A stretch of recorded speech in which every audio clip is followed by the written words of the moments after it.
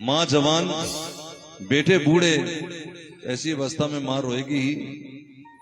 कौन है तुम्हारे बेटे? अब ध्यान दें, एक का नाम है ज्ञान, एक का नाम है वैराग।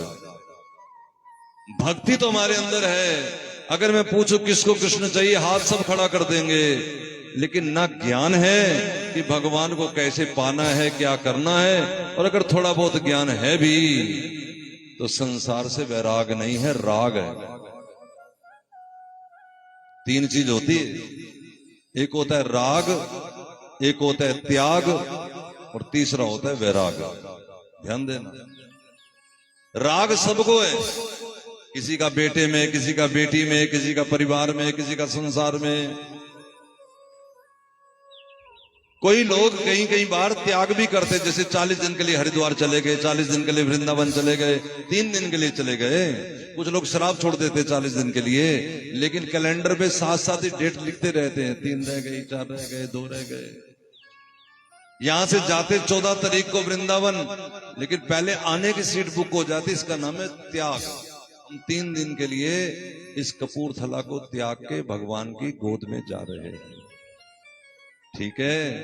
लेकिन वैराग नहीं था, इसलिए वहां भी जाकर के एक लॉकेट देखा, एक की रिंग देखा, अपनी बेटी के लिए, सहेली के लिए, पड़ोसन के लिए, पोते के लिए।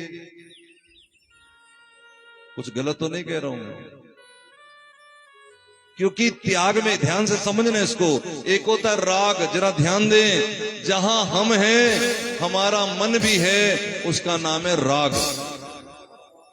त्याग, जहां हम हैं लेकिन मन नहीं है, जैसे वृंदावन 3 दिन के लिए गए, हम तो हैं वहां लेकिन मन तो कपूरथला में ही है। थोड़ी थोड़ी देर में फोन करके पूछते हैं, ठीक है ना, कहीं आंधी तूफान तो नहीं आ गया, घर वही है कि हिल तो नहीं गया।